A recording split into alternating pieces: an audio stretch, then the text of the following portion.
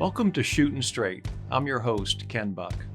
In today's highly partisan environment, political adversaries often minimize each other's arguments by labeling motives rather than engaging in constructive dialogue. For the next 30 minutes or so, I invite you to join me as we learn about Betsy Devos and how she became one of our nation's leading voices for quality education for children. Many of us know her as the former Secretary of Education for President Trump. We will learn how her lifetime of work as a champion for school choice has benefited children across the country. We will also hear from Betsy about the lessons she has learned about education and the role of faith, family, and community. It is my pleasure to welcome Betsy Devos to the show. Are you ready to start shooting straight? I certainly am, Ken. Thanks for having me. Excellent. So it's really fascinating, but we spend a lot of money in America on K through 12 education, and parents are passionate about their kids' success. Why don't we see better results? Well, it's a very good question. And I think when you look closely at the numbers underneath the top number, what you realize is too many families, too many kids are in schools to which they're assigned, and their parents have really no control over how, where they are and what they're doing and what they're learning. They have very little agency in that process. And my argument has been for more than 30 years that all parents, all families should be empowered to make the decisions for their children's education. I think we'd see different outcomes if that were the case. And we see the same thing in housing and in so many other areas. When you own it, you do better with it. You make better decisions. You are more discerning about the choices you make, and everybody benefits as a result. Right. So I spent a good bit of time researching you on the internet, and I have to tell you, it was a struggle finding out from anyone why you have this passion for school choice. And so I want to go back to some of the things that I read early on about your childhood and your dad starting a business when you were 7 years old. Can you tell us about that experience? Sure. Yeah, I had the benefit of growing up in a family that was very entrepreneurial. My dad started a business when I was 7. I remember painting the first cement block building with him at 7, and having the opportunity to go to work in the factory over the years and learning what it takes to build and grow things. And it really led me to a realization that, everybody has different interests and different skills. And we too often try to pigeonhole people into a one-size-fits-all approach, which I think, frankly, is what we've done with much of K-12 education over the years. And so when my oldest son, who's now 39, was starting kindergarten, Dick and I knew we were going to be able to send our children to whatever school or schools we chose for our children because we had the resources to do it. But I started volunteering in a small faith-based school in the heart of our city that was serving students from that neighborhood, that area. And they had to raise the funds for the operating of the school, almost 90% of it, because the families couldn't afford tuition. But the more I got involved in that school, the more I realized that for every child that was there, there were probably 10 or 20 other families in that neighborhood that wanted to have their kids in a school like that, but couldn't. And so that was really what launched me on now a almost 35-year effort to change public policy, because I quickly realized it was public policy and a lot to do with politics that was prohibiting those kinds of opportunities for families like those. So you mentioned faith-based school. Were you raised with faith, and how did that influence your worldview? I was indeed, yes. My parents were very devout believers. They modeled it in their lives. I was fortunate to marry into a family that was very much of the same tradition. And of course, for Dick and me, those decisions were personal when we were of age to be able to make those decisions. But faith has always been a fundamental to myself, to Dick and our union and our family. And it really has informed a lot of what I've done, because I feel every child, every individual is created in God's image and is unique and special with lots of potential and lots of opportunity. And I want to see everybody have the chance to really develop that. And I think that's a great thing. I want to talk about that, explore that a little bit. But you talk about the value of each individual human. And it's not something that should be ignored. It's something that should be celebrated. And it's part of your faith to do that. And that's exactly when I look at your life's work in school. Education plays such an important role in a young person's ability to achieve the value that they have. It does indeed. I have 4 adult children, but they're all very different. They have very different interests. They had the opportunity to pursue those interests because we made sure they could. But there's all too many families that don't have that same opportunity, and too many kids that are left by the wayside because they're really denied those kinds of chances. So you went to kindergarten with your son. You got involved in this particular school. How did you sort of grow from that experience to a broader experience for school choice or education? Sure. So I started when I realized what fundamentally an injustice this was.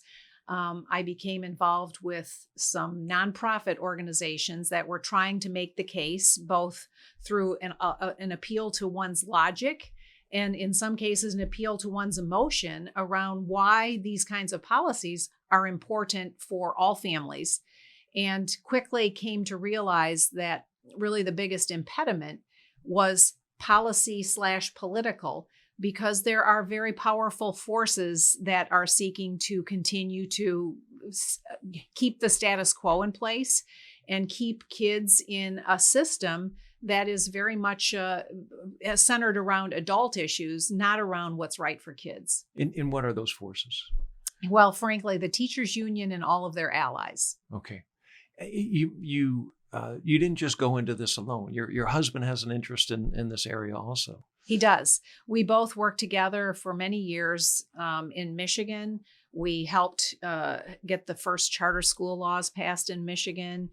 We led an effort to change our constitution in Michigan to allow for kids in the most difficult areas of the state, the city of Detroit, and a couple of other larger urban areas to be able to access school choice through mechanisms that would empower all kinds of choices. And then I served on national boards that were trying to make this case on a state-by-state basis in other states that were more amenable to those kinds of changes. I think about Florida, which has come the farthest way so far of any state, led more than 20 years ago by then Governor Jeb Bush, and worked very closely with him and others in the state to help implement those policies and expand those. So over the years, the interest in, the passion continued, but the tactics and the approaches changed as we all began to realize that it was only going to be through political efforts that we were ultimately going to be successful on behalf of the families that we were trying to help. And so you and your husband, Dick, went about this together, but he has a special interest in aviation. He does. How did that manifest itself? Well, he's a pilot himself. He flies both jets and helicopters and has had a passion for aviation for many, many years. He, of course, had the same passion that I have for education and education choices. And so I suggested probably a dozen years ago that he consider sort of combining those two passions and starting a charter high school focused on aviation, which he did. And matter of fact, this morning he had one of the board meetings for the school. But it's a high school that is, again, focused around aviation. It's actually headquartered at the Grand Rapids, Michigan airport, and has about 600 kids. And they, on average, about 20 kids graduate annually with their private pilot's license having been earned, and others that are in process. But it gives all kids a taste of and an understanding of what the aviation world looks like and what the opportunities are. Combines engineering, and it's a really good, solid academic focus around STEM subjects, but gives them a different kind of way to experience and focus on those. And it's a charter school. It It is is. free of charge. Yes. It's a choice Public that charter school. parents and children make to go that direction. Exactly. How much would it cost? Maybe you don't know this answer. It just comes to mind. But how much would it cost if someone went to a college to get a private pilot's license? It's expensive.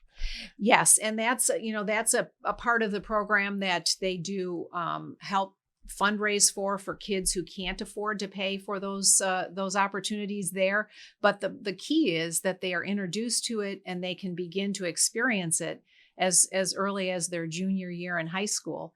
And it's just been really inspiring to read some of the accounts of students who've taken their first solo flight and how that went, and just it's really an inspiring place, and really inspiring students that end up going all over the place, not necessarily into the field of aviation, but they do so with a whole different view of things because of their experience there. Right, but they have such a leg up if they decide to go into the field of aviation. Indeed. From other high school students. Exactly. Yeah. And I think it's a really good example of how I think all of the K-12 experience needs to be thought of much more creatively than we have for decades.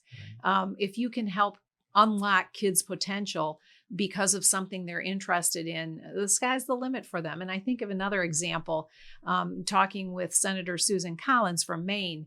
She related a story about a small high school along the coast in Maine where some of the kids were really losing interest in school and on the brink of dropping out. And a couple of creative teachers in that school got together and said, we're going to refocus what we're teaching these kids and how we're teaching it. And they started orienting much of their curriculum around the lobstering industry, which is what the town was really, the town's economy was built on. And she said they related that it was like a light switch went off. These kids were so engaged after just a short time because it was something they could relate to, and they saw relevance in what they were learning. So you're from Michigan, and one of the challenging cities in America is Detroit, and you took that challenge on with education. A lot of parents might get frustrated in Detroit and move to the suburbs and try to get a better education. Mm-hmm. But those kids that couldn't move, those families that couldn't leave Detroit, what could be done for them? Well, it's true. A lot of the population of Detroit has moved out to the surrounding areas, and they've made choices because they had the means to do that. The kids that are left in the city and whose families remain there, charter schools have been an important option. And now more than half of the students in the city of Detroit actually attend public charter schools. And we're seeing slowly the results overall for students in that city to improve. But the reality is there's still a lot of them with a long way to go. And we have to continue to challenge all schools and all leaders in education to continue to do better every single year. But importantly, those kids there have different options today that they didn't 15 or 20 years ago. Why is it so threatening to teachers' unions and so threatening to the really established constituent base in a city like Detroit or other cities around, that there is an option for education? Why do they feel so threatened? Well, it comes down to a matter of control and resources. And they don't want to see any loss of either of those things. And so they have really infiltrated every level of K-12 education and oriented all of their efforts around what is right for their membership and all of their constituents and allies at the expense, frankly, of kids. And in states where there have been more choices, the criticism always is, well, you're going to harm the traditional public schools when you offer these other choices. But I cite Florida as an important example where at least 2 empirical studies have been done that demonstrate in areas where more families are making choices other than their assigned schools, the achievement levels for the kids that remain in their assigned school actually improve as well as the ones who have chosen something else. So the reality is, iron sharpens iron. Everyone gets better when you have something to compare yourself to or to benchmark against. And also you get much more creative solutions by offering a wide range of opportunities and choices. So you take this lifetime of work, and you're asked by President Trump to be the Secretary of Education. You get to the Department of Education. What's your first thought? Were you in awe? Were you a little nervous about the challenge? I mean, you'd been received some criticism along the way for your efforts in charter schools, and now you're the Secretary of Education. Well, it was certainly not something I sought. But when that opportunity arose, I, just looked forward to doing everything I could to help impact the policies there and everything we did on behalf of students. We stayed focused on doing the right thing for students at every turn. And I think really helped to raise the awareness of what school choice can mean to families across the country. This last year, with everything being shut down to varying degrees for different lengths of time, I think parents today are more aware than ever what their kids have or haven't been able to learn. And many of them today, I think, are more open to this notion that ultimately parents should have the control for their kids' education and not be subject to someone else's decisions, because too many kids today have really fallen way behind as a result of lack of willingness to dig in and do what's right for kids. It's fascinating. I hear from a lot of parents for the first time, they feel like they're in the classroom. Their child is over on a Zoom learning virtually, and they're doing a Zoom at work or reading or doing other work, and they're actually listening to what's being taught for the first time. They have access to that. And some of them are scared. They're concerned about the quality of education. Some of them, and understandably so, are concerned about what the content is of their kids' curriculums, and others concerned about how their district or their building or whatever has not responded to the needs of the kids in that particular jurisdiction. And so I think, again, the receptivity to more freedom and more choices and empowering families to make those choices is higher than ever before, in mid 70s across every demographic, no matter what way you cut it. In one of the controversial rules that was passed in the Obama administration involved sex assaults at universities. And there was really a national debate going on about how much due process is the right amount of due process. And the Department of Education, under your direction, really gave this issue a lot of thought and went through a very detailed process to come out with the right answer. What was that process like? We did. Well, and just to wind back a moment, the Obama administration released a Dear Colleague. It was not a rule. Okay. It was not a regulation. It was simply a letter, which they then essentially bullied schools into following, whether they really wanted to or not, which in too many cases denied students due process rights. In too many cases, in fact, over 200 cases were brought to court to really complain about the way that the higher ed institution had dealt with their particular case.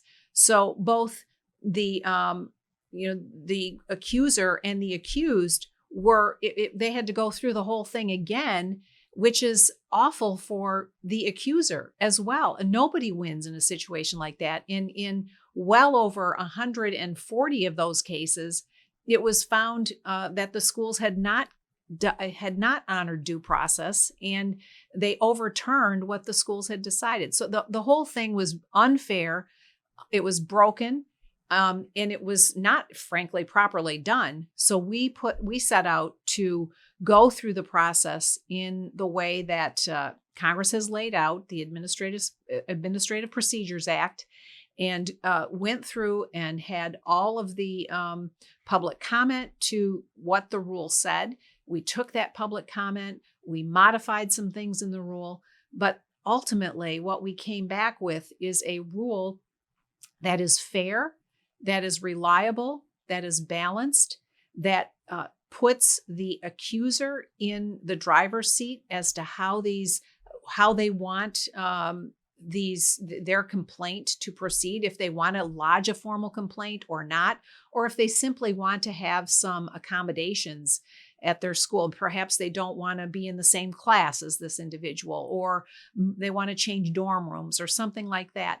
But it really does put the whole difficult issue into a place of balance and fairness and reliability that schools can count on, but importantly, that individuals involved can count on as well. And you come to this issue as an expert. You have 2 boys and 2 girls.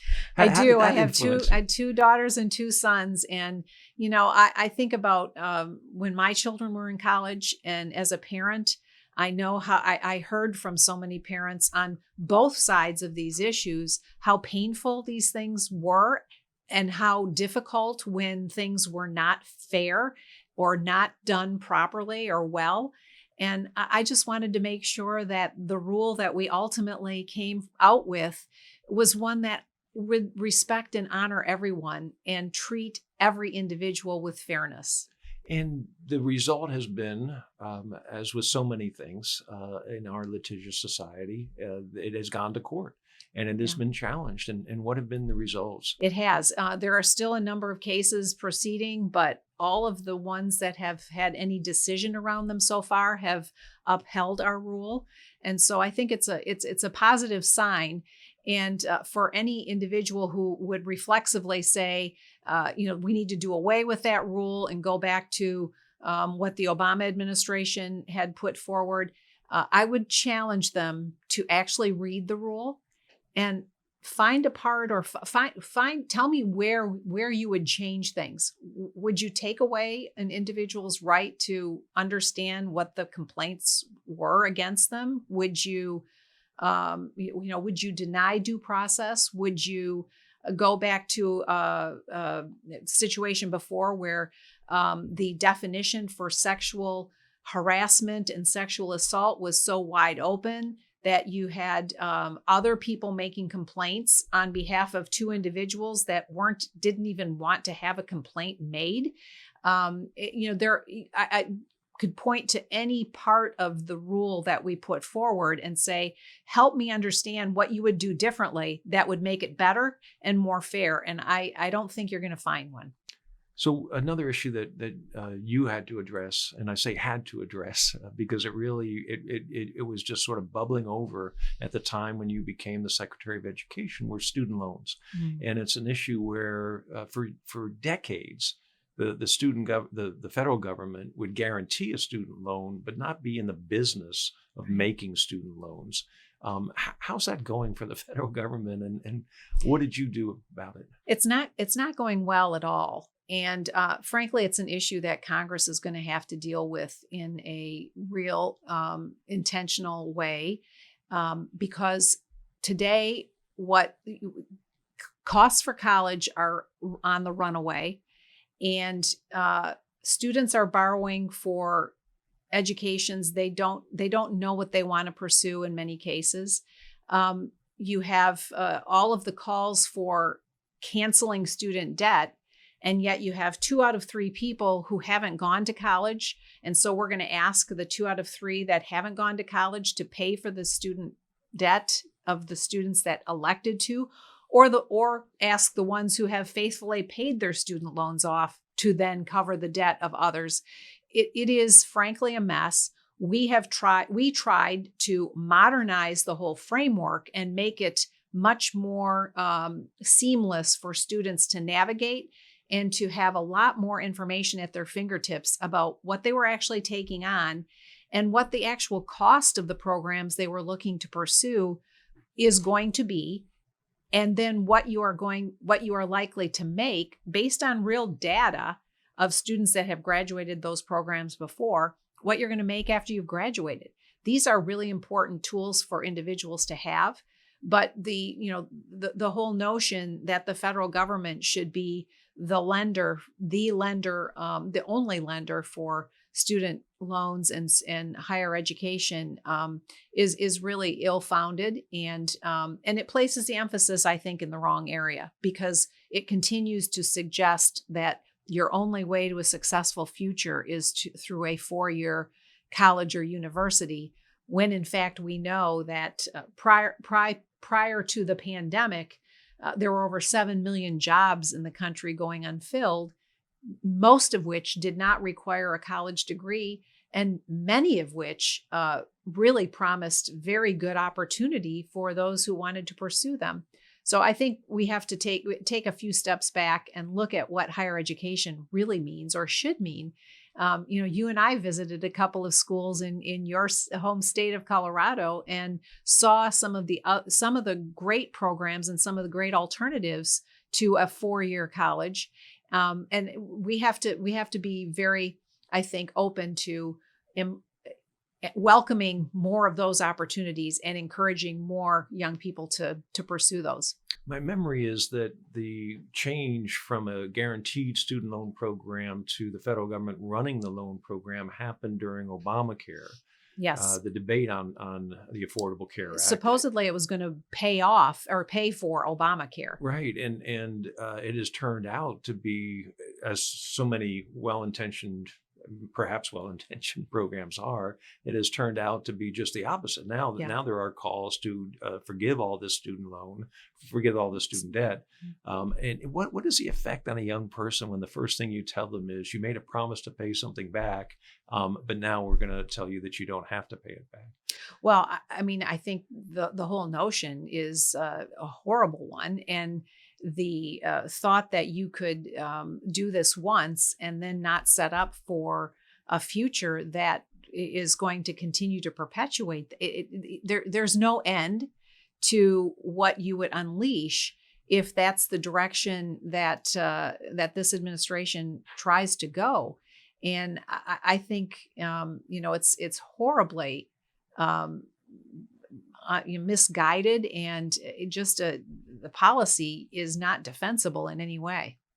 So I mentioned earlier that I stalked you all over the internet and read about you, and it continues to just surprise me how much people try to attribute bad motives to what you do. And what ended up happening, or what ends up happening, is that the students who are the most desperate, the parents who are the most desperate to get their child a good education, are the ones who benefit the most from the programs that you're talking about. Absolutely. The rich kids, they can go to the private school. They can go to any charter school. They can move out of a city that is beleaguered and hurting.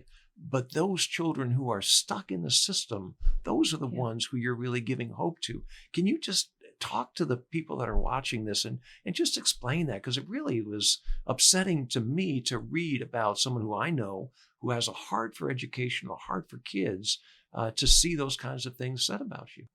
Well, it is hard to hear, and particularly when I know that my heart has been always with the kids, the underdogs, the ones who can least access and choose the things that that Dick and I had the opportunity to do.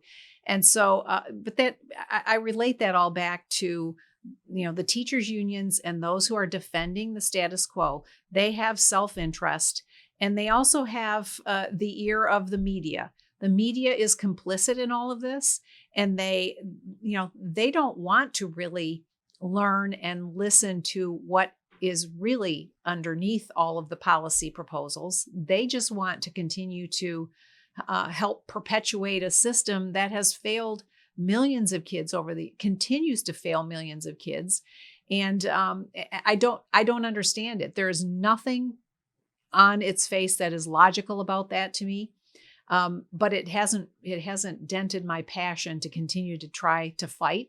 And like I said, I think this last year in particular has really awakened a lot more people to what we're really fighting and what we're really up against. It really is a lot of forces that are set on preserving something that is failing too many kids, too many young people, but it's been obfuscated in too many ways.